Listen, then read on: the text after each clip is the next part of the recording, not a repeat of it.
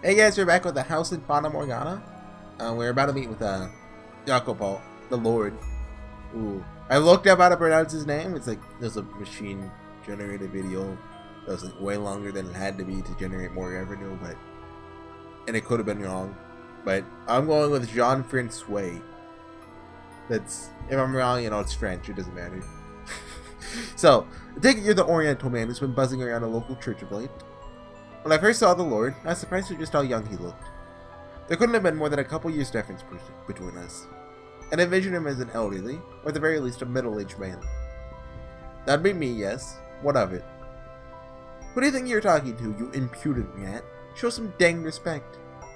Apologies. Not very familiar with the local customs or language. Very well then. You're fortunate I'm such an understanding man. Now, for the reason I called you here. You're the one who killed that cart full of slaves 4 years ago, aren't you? So you know about that. Ha! I wasn't actually sure it was you, and now I have confirmation. Since then, one slave of Far Eastern origin has remained unaccounted for. I take it that would be you. That's right. You made one heck of a mess out there. Am I here to be punished? That depends on how our talk goes. If you think I'm going back to being a slave, you're fooling yourself.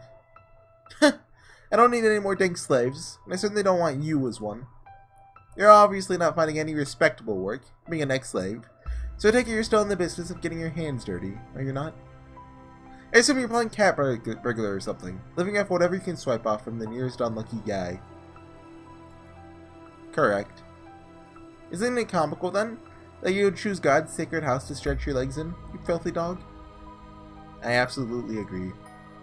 I thought that would get a reaction out of you, but it seems you got no bite in you today. Never mind, let's get down to business. You're gonna help me out with a little something I'm working on. Help you with what exactly? Something that's going to make me a lot of money. And if you lend a hand, I'll make sure you're well taken care of. Along with the church you're so fond of, and the nun you've taken a liking to. That nun of yours has made quite the name for herself. Out in the city proper, people have started calling her the Saintess. They're right about that. She is. Ha! The counters love their heroes and saints. They eat that rubbish right up. But saint or not, can't simply create food from nothing. Her work is causing financial troubles for the church, is it not? It is, yes. If you help me with this, I'm offering you an entirely new church, one where she has complete control to do what she wishes. She'll make it into the biggest church in the city. She'll be able to help even more people, which would surely please her. What would you have me do? Jumping at the first whiff of scraps. You really are a dog, aren't you? I don't like conversations that overstay their welcome. Fair enough. Let's get down to business. Not far from here lives a witch whose blood has the power to cause miracles. Miracle blood? Sounds like a sham to me. You never know. They say the sound of her first cry brought rain to the lane where she was born, saving the whole village from drought. They say her blood has the power to cure any disease. I'll worry about the veracity of the rumors later. Right now, all I want you to do is capture her and bring her to me. Explain something to me, Lord. You said that if I helped you, the nun would be able to save more people than she does now. So how does capturing this witch accomplish that? Glad you know how to listen, dog. We'll be turning the blood into a miracle elixir, which we'll then distribute to patrons of the church. In exchange for tithes, of course. Selling it, then. Selling isn't quite the right word, but if that's how you want to think of it, by all means. The commoner's beloved saint is handing out an all-powerful miracle medicine. He'll lap it up. And in turn, he'll make a fortune. Exactly! Money I can use to support her church. It'll be a boon to the city's economy as well. A single witch's freedom is all it will cost for everyone here to come out happy. So what will it be? Will you help? Or will I have to?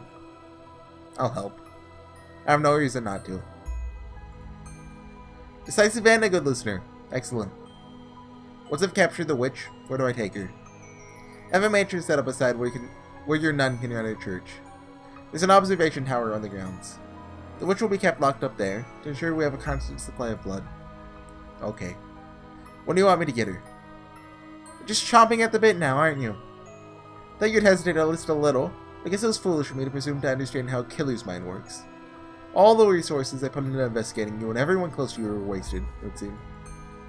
You even have a conscience? Don't act like you're any different. I assure you, I have a conscience. I wouldn't be doing this if it... Why is conscience spelled conscience? That's always bugged me. Like, and okay, I guess I can see it. Shians. Well, why is it pronounced science then, not Shians? I wouldn't be doing this if it wasn't necessary for the growth of the city. No, I mean, you're as much of a murderer as me. You would never come up with a scheme like this if your hands were clean. Watch your mouth, dog. Don't you dare insinuate that I would ever condescend to your level.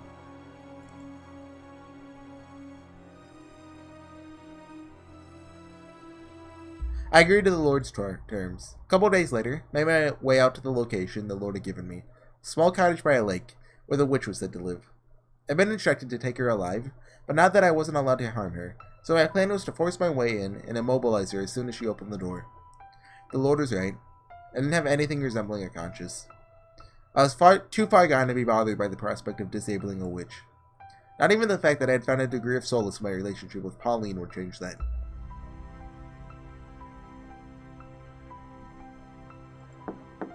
However, who's there? When I heard the witch's voice through the door, I froze. It was the girl from 4 years earlier. I didn't even have to see her. I knew her right away. I wouldn't mistake that voice. A stream of pure, clear water cutting through the ground for anything. I'll never forget the first thing that had ever managed to suppress my desires. My first tether. When the Lord told me about the witch, never once expected it to be her. Who is it? Are you the witch with the miracle blood? My hand rested on the hilt of my sword. I had at first meant to break down the door if she wouldn't open it for me. Please leave. However, when I heard that voice, my hand felt limp. Please stay away from my home. I'm in need of your blood. Could you not spare a little? I have nothing to spare for a man like you. My blood is only for the sick and needy. So please, go away. Stay away from you. From me. I'm begging you. Get away from this place. You're a murderer. I want nothing to do with you. So please, just go away. As you say. As she had commanded, I took my leave of her cottage. Somewhat of a haze. It should have come to no surprise, but in the 4 years since our last encounter, she had no kind words left to spare me. Yet even in her derision, I still felt myself being calmed by the sound of her voice. I debated with myself. Should I do as the Lord requested and capture her? Or should I let her go free, as I had done 4 years earlier? You already know what I had decided to do, though, don't you? That's right, I went with the first option. After all, I had no need for 2 tethers.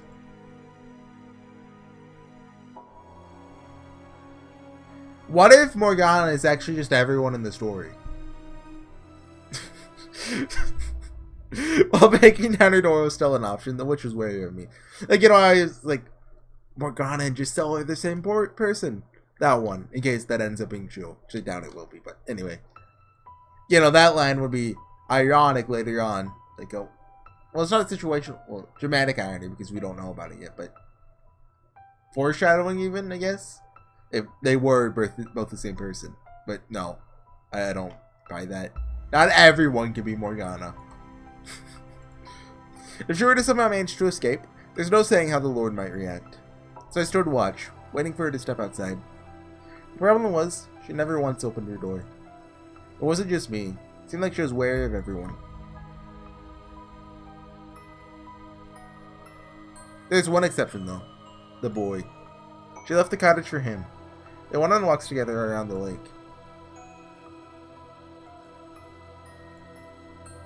It's been a while since we last went on one of our walks, huh? I haven't been sleeping much, taking care of Nellie. Is her condition worsening again? Yeah. Rest assured, I'll give her my blessing as many times as she needs. Ah, thanks.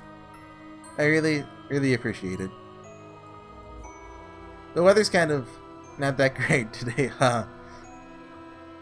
Master of small talk Mel. I like how, I forget how he portrayed himself in his version. That's just a couple days ago, but still, I forget. But I like how in this one he's just, you know, a stuttering mess. Like, how do I talk to girls? Looks like we might get rain. probably not smart to stay outside much longer. Yesterday. I should get going. See you. What was she trying to say? Yesterday?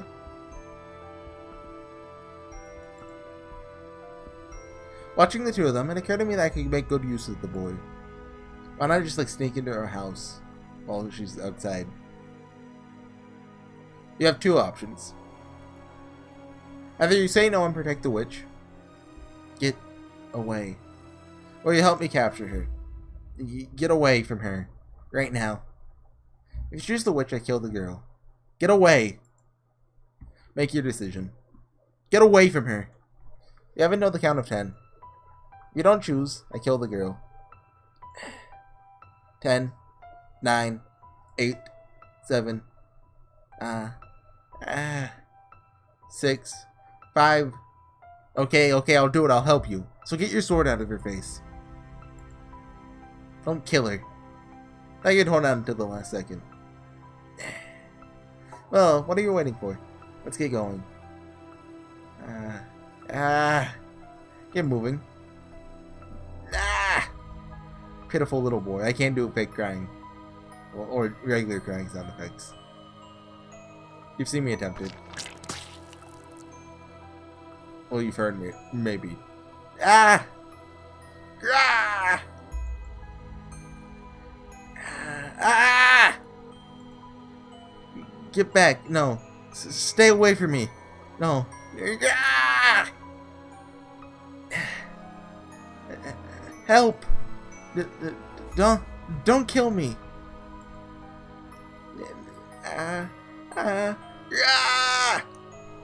Take it. What?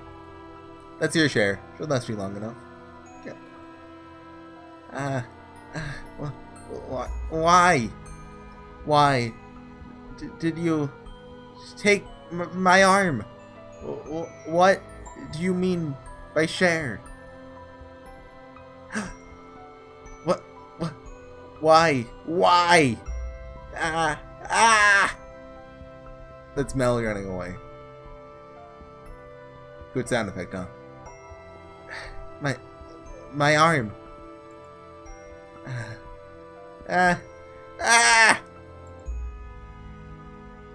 My arm.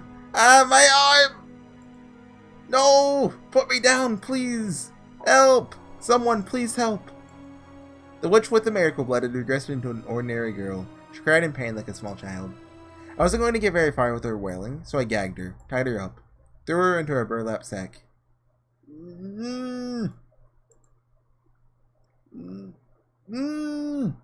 That's my pyro impression. I'm not very good at it. Nothing personal. Nothing personnel. Just need your blood. Without it, she'll lose her church. She needs the money. Okay, I'm not doing this anymore. Needed some way of getting enough money to keep her church running. So the Lord made me an offer. If I brought him with the witch with the miracle blood, he'd finance a whole new church for her. So don't take it personally. I tossed the sack into the cart I had waiting outside, then made my way to the mansion, as per the Lord's instructions. The two of us then locked the witch in the observation tower. When I told the Lord I used the boy as bait to get her to open the door, he gave me an exasperated sigh and said, "Involving a third party is not part of the plan. Is there anything at all in that head of yours, dog? I can kill him if that's a problem." "Don't be hasty. Describe him for me. Did he seem like he came from a wealthy family?" "He's young, still in his teens. Lives with his little sister. He looked reasonably well off, probably of noble blood. Picked one heck of a target to use as your bait. Should I kill him? There are people in this world you can make disappear quietly. People no one will notice have gone missing. You're one of them. The boy, he most likely isn't." "Was the boy at all interested in the witch's blood?" "He seemed to be." "Well, that makes things a little easier. We just have to make him an accomplice then."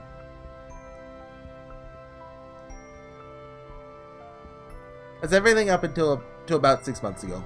You know what happened next, I presume. Third male forced him to join us. He needed the blood for his sister, but even without that excuse, he didn't have the courage to run. Me, on the other hand, I involved myself with my own will. And no reason to try to get back out. In fact, being put in charge of one of the 3 keys gave me an excuse to meet up with her more often.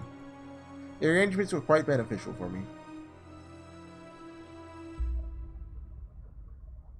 Hey, I heard the news. You were selected to be part of the Lord's personal guard? Now I've got it made. Congratulations. You exaggerate. It's nothing. Oh, now, no need to be humble. You wouldn't have picked you if he didn't really trust you. Everyone around here knows just how hard it is to earn the Lord's trust. If you say so.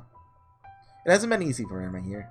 He only assigns those he really trusts to work so close to him. Haha, hope you're right. He trusts you, I'm sure of it.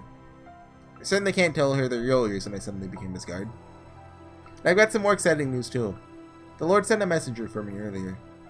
Apparently, he's building a new church and wants me to serve as a nun there. Can you believe it? Shouldn't be surprised. You are the city scientist, after all. It's a little wonder you would be his first choice. I really don't think I'm that important. Do you not want the position? No, I'm delighted to have such an incredible opportunity. This will allow me to help so many more people than before. It's wonderful news. That's good to hear. Tell me, not wrong in thinking helping people is the one thing you want more than anything else, am I? Right. That's what I want more than anything in the world. I see. Hey, smile for me, would you? Huh? I've been smiling this whole time, haven't I? Not just now. Forever. Of course. When I'm with you, nothing can possibly take the smile off my face. Glad to hear it.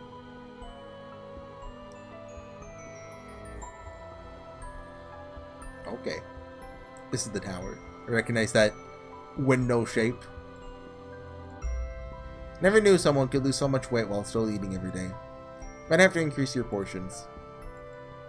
If there's anything in particular you want, just tell me. I hear children's voices. Huh? From outside, I hear children's voices. The kid's here to see the scientist. It's gotten quite noisy out there of late, yes. Oh. The saint is. Your voice has gotten raspy too. Was that my doing? Did I take your voice? That's unfortunate. To me, your voice held far more value than your blood. And I took that away from you. Yes, you 3 took everything from me. So we did. Enough chatter, dog. The Lord scheme was a success. The witch's blood brought with it an influx of donations, which the Lord invested in various businesses in the city. I have no idea if the blood actually has miraculous powers, but there are certainly people claiming to have been healed by it.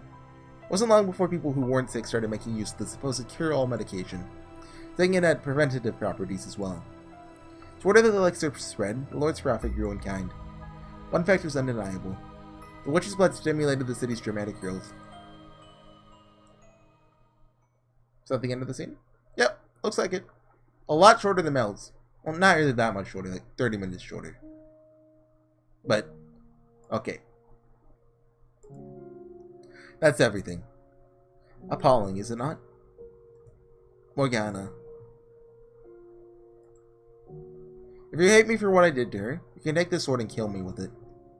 And you can have my key. I won't put up a fight. You have the right to exact punishment on me. Killing you would accomplish nothing.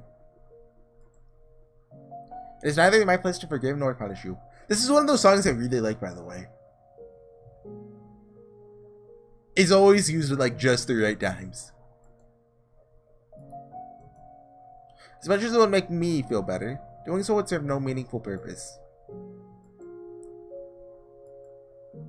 I'd like you to give me a little time, though. I need time to cool down enough so that I can talk to you with a clear head. Of course. So you are still willing to speak with me?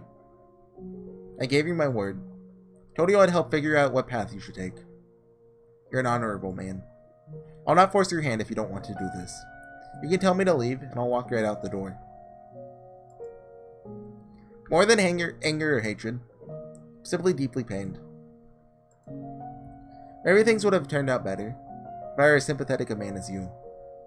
People are supposed to be able to feel happy or sad for each other. I can't, though, which must make me a beast. When you first met Morgana, you felt a desire to rescue her from the slave traders, did you not?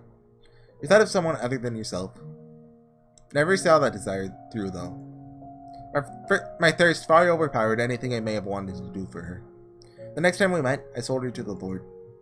As I said before, there's no room for interpretation in the things I have done. Whatever I might have wanted to do at one point, it's all meaningless now. Regardless, anything I do for someone else is ultimately for my own benefit. Because it's what I need. No matter how selfish your motivations may ultimately be, please let me believe some part of you does genuinely want to help her. Alright.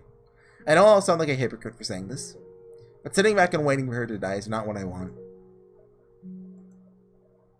When I cut off her arm, I didn't feel any of the thrill or euphoria that I usually do when I take my sword to someone. I can't say whether that means I had a conscience, if but for a moment, or I just wasn't myself at the time. If you can save her, though, please do. I can't do anything. If I try, I'll only make things worse. I cannot do everything on my own, either. Give me your word that you will atone to Morgana for your actions. While I doubt making reparations will clear me of my crimes, if that is what you want me to do, that is what I will do. Can I ask you something? What is it? Tell me more about my next life. I want to know what kind of man I am. I want to know every mistake I make, all the details. I warn you, it's a tale far more barbaric than anything you can imagine. Do you still want to hear it? I do. And I have little doubt that I will believe it. If you're worried I might react the way I did earlier, I'll lay down my sword. You can tie me up too if you want. That won't be necessary. I'm going to trust you. I'll tell you the whole, hopelessly tragic truth. Everything I saw, with no embellishments. Please do. And so, I told him the tale I witnessed beyond the second door. That he lost his memory in a shipwreck. That he was treated like a beast by the people in the land where he washed up. That he massacred countless people. That he took the life of his lover who had come in search of him, never wavering in her belief that he was still alive. I told him about the white-haired girl. I told him about the things he made Giselle do. I didn't hide anything. As I spoke, he would occasionally grimace or his eyes would go wide for a moment, but not once did he interrupt me. He sat there in silence until I finished.